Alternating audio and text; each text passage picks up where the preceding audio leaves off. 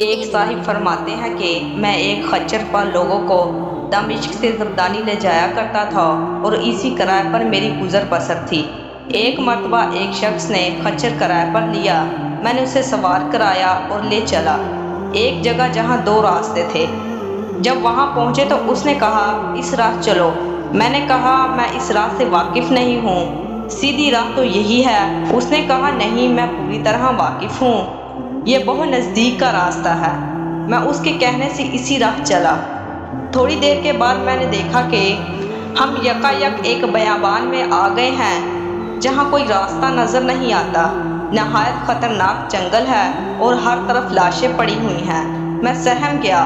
وہ مجھ سے کہنے لگا ذرا لگام تھام لو، مجھے یہاں اترنا ہے۔ میں نے لگام تھام لی اور وہ اترا اور اپنے کپڑے ٹھیک کر کے چھری نکال کر مجھ پر حملہ کیا۔ میں وہاں سے سرپٹ بھاگا، لیکن اس نے خیال بھی نہ کیا۔ میں نے کہا اچھا، یہ خچر اور کل سامان جو میرے پاس ہے تو لے لے اور مجھے چھوڑ دے۔ اس نے کہا یہ تو میرا ہو چکا ہے، لیکن میں تو تجھے زندہ نہیں چھوڑنا چاہتا۔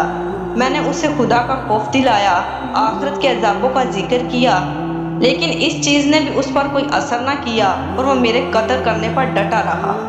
اب میں مایوس ہو گیا اور مرنے کے لیے تیار ہو گیا اور اس سے بامنت التجا کی کہ آپ مجھے 2 رکعت نماز ادا کر لینے دیجیے۔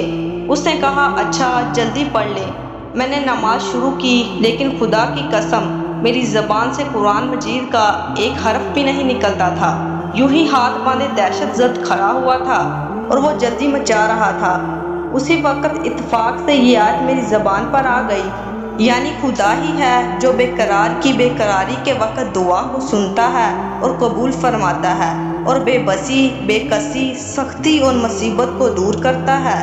بس اس آیت کا زبان سے جاری ہونا تھا کہ میں نے دیکھا کہ بیچوں بیچ جنگل میں سے ایک گھوڑ سوار تیزی سے اپنا گھوڑا بھگائے نیزہ تانے ہماری طرف چلا آ رہا ہے، اور بغیر کچھ کہے اس ڈاکو کے پیٹ میں اس نے اپنا نیزہ گھسیڑ دیا جو اس کے جگر کے آر پار ہو گیا۔ وہ اس وقت بے جان ہو کر گر پڑا۔ سوار نے اپنی لگام موڑی اور جانا چاہا، لیکن میں اس کے قدموں سے لپٹ گیا اور کہنے لگا خدا کے لیے یہ بتلاؤ کہ تم کون ہو۔